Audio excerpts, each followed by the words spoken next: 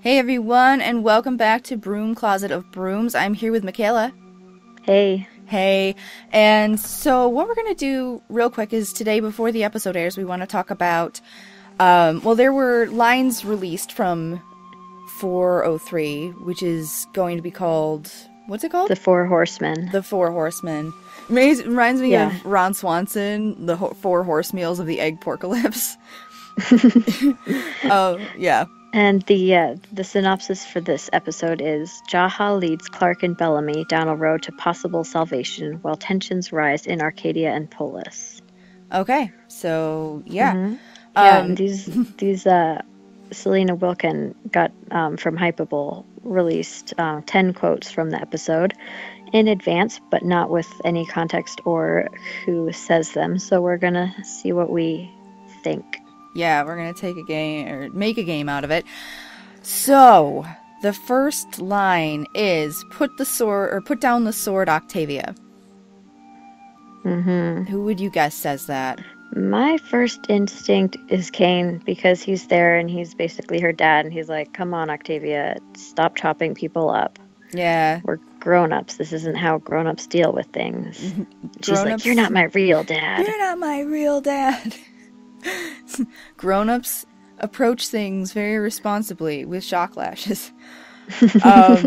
So yes, I'd say it might be Kane, or actually I wonder if it might be Rowan, possibly. Yeah, I was just thinking that would probably be my second guess. Yeah, so those are two pretty decent options. Oh, let us know in the comments if you're watching the show what you think, like who do you think would be saying this. And also, I just wanted to let you know that this is not going to contain the rest of the review for last week's episode. That's going to be in a separate video. So if you stuck through it, thank you so much last time. We're gonna work on paring it down, because we want it to be more than 10 minutes, but less than 6 hours. So somewhere in there. Yeah. Okay, so we've got do not come any closer. That sounds like something that would be either someone is contagious. It's like, don't come any closer. Like in the episode of season 1 when Murphy brought back the plague. Yeah. Yep. Or it would be like, someone's got their knife to someone's throat and they're like, don't come any closer or I'll shoot him. Yeah. I think go ahead. Oh, I'm thinking like the grounders tend, if I'm remembering right, they tend not to use contractions. Yeah, that's what I was just thinking. So it could be, I don't know, Echo? Maybe Echo or Emori. Possible Indra. Or, Emori. Like, yeah, any of those girls. Because we know that, in the promo that we saw, we know that Luna and Naiko and another little girl, and I think there might be one other person, they show up at the doors of Arcadia. Yeah, and they say, Naiko says that they lost over 400 people on their trip to Arcadia. Oh, yeah. That's bad.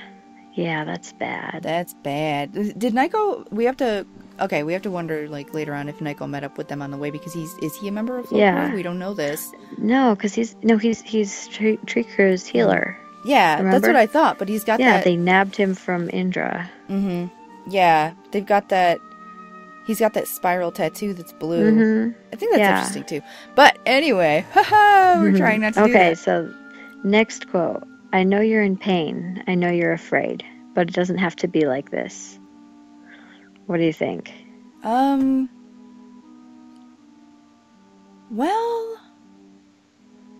that's a hard one.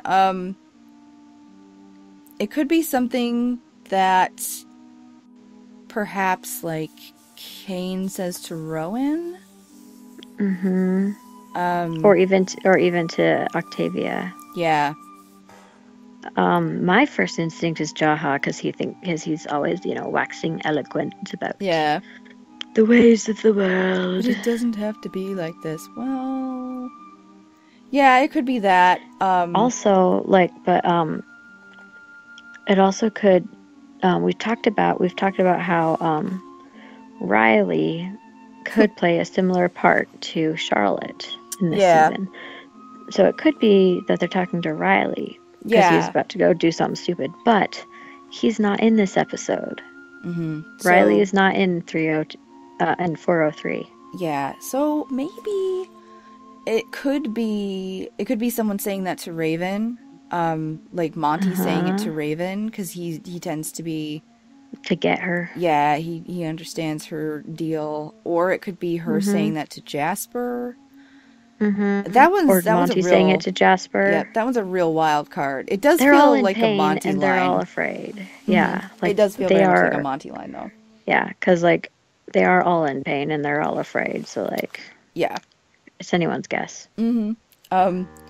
So basically, we're screwed. That's the next one. Yes.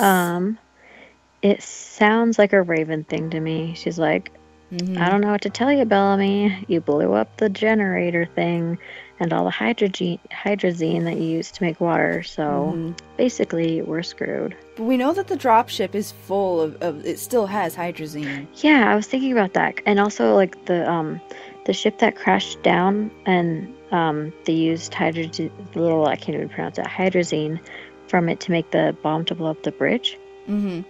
There's got to, they would have used a lot of hydrazine in that rocket. Like the delinquents would have used it all up.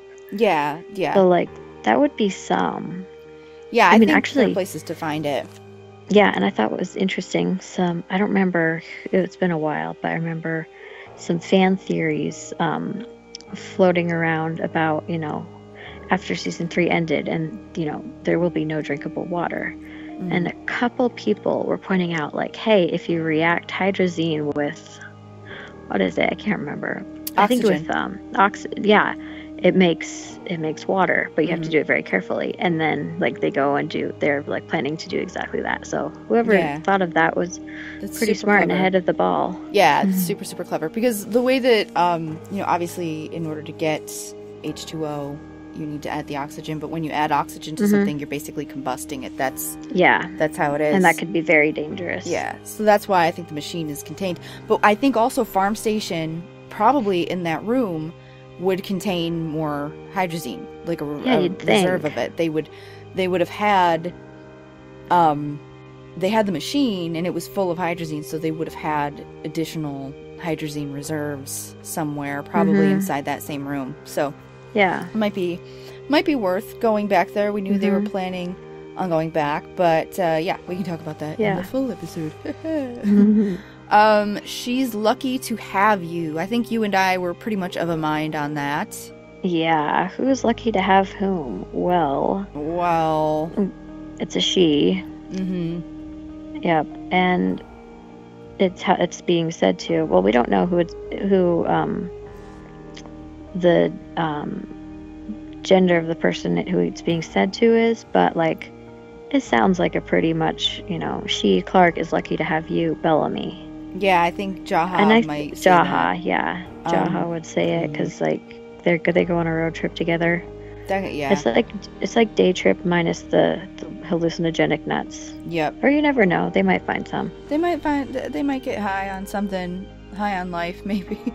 But I would say it could also be someone saying that, like maybe Abby saying that to Murphy about Emori. Yeah, because we know Murphy's back in this episode. And something we've thought about is that the fact that it could be that Emori reacts more quickly to the radiation sickness due to her deformity and already being affected by the radiation. Yeah. And so if Murphy, brings her back to Arcadia, and then Abby's like, she's lucky to have you. Yeah. Yeah, maybe he's feeling upset or insecure about the fact that she's sick. And, Abby or Monty or whatever. We know that Monty and Murphy actually have some lines with each other this season because they actually hadn't spoken a single line to each other prior to this season, which is interesting. You jealous, Miller? Oh, I see that as a Murphy line. Yeah, either that like, or it you sounds jealous, like a Raven. Miller? Yeah, I don't know. It's just like when I read it, I hear it in Murphy's voice. Yeah. You jealous, Miller? Like, they've always had that weird, like, Yeah. ribbing camaraderie. Yeah. I feel like Murphy would say jealous, Miller. Like, yeah, that's true. And I feel like Raven would say, you jealous, Miller. Yeah, it could be. But, like, what is Miller jealous about? Yeah. I don't know.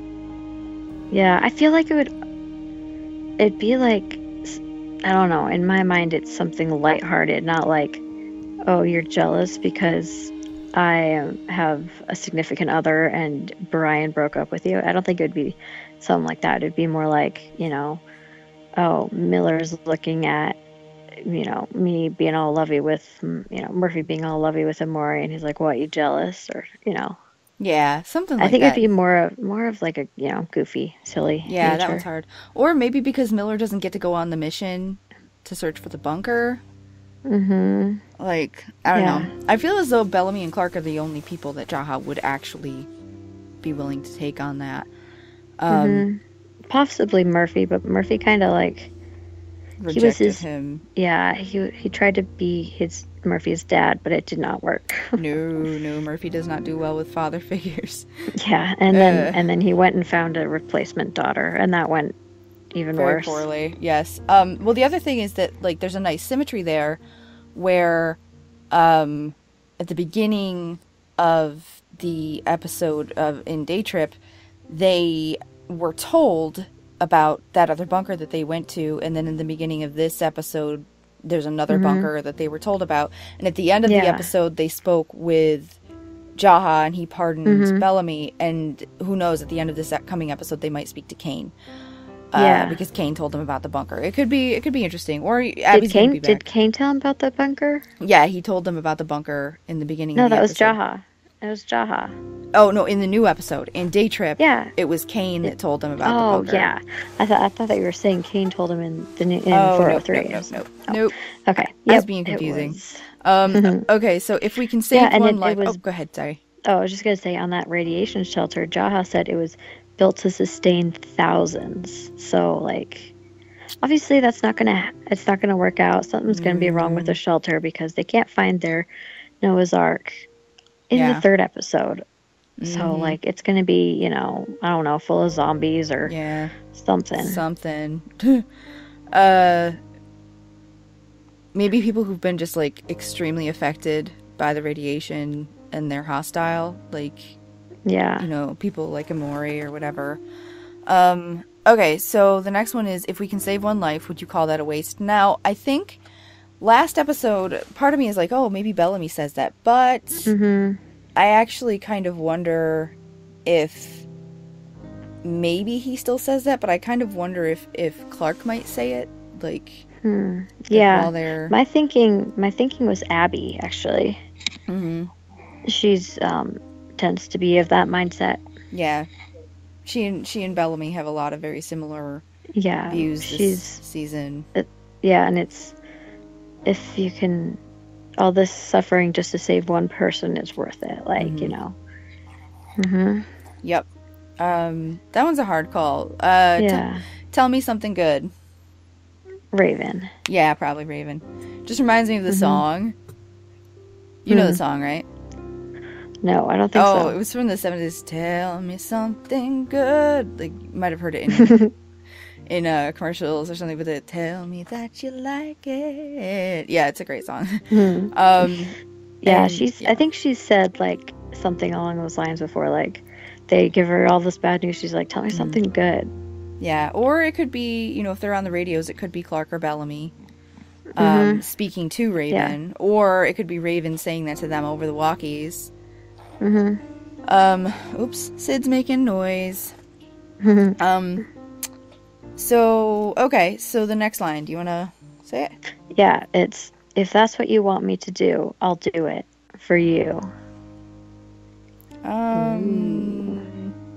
Of course, my tender Bellark heart is like, oh, it'd be nice if Clark said that to Bellamy, or Bellamy. But, like, what could that even be? What could the, if you want me to do, like, what would the that be? Like... Yeah, like, that's hard to tell. So, I mean, it could be Amori saying that what I was thinking. To Murphy, like, if you want me to go back to your home, then I will for you. So that's possible. Yeah. We'll see. Selena Wilkin did a good job of picking very, like, ambiguous quotes. Like, it could be like 10 different people. Yeah, that's true too. Oh God, sorry. Sid, what are you doing? Sid wants to be on the podcast. He does. He's making a doggy burrito. He wants to talk about Pauna. Yeah, he wants to talk about Pauna. He's like, hey everyone, I'm Sid. You might know me from being amazing and cute, and I want to talk about Pauna. I'd like to chase her and run around with her, and it would be great. And dodge between her legs, like in Lord of the Rings. Like with the Oliphags. Yeah. Okay, and then the last quote is, Yukon plays Theodon. So, basically, what we glean from that is that someone dies. Yes. And we can't really narrow it down much more than that, because most of our main characters have said it at some point or another.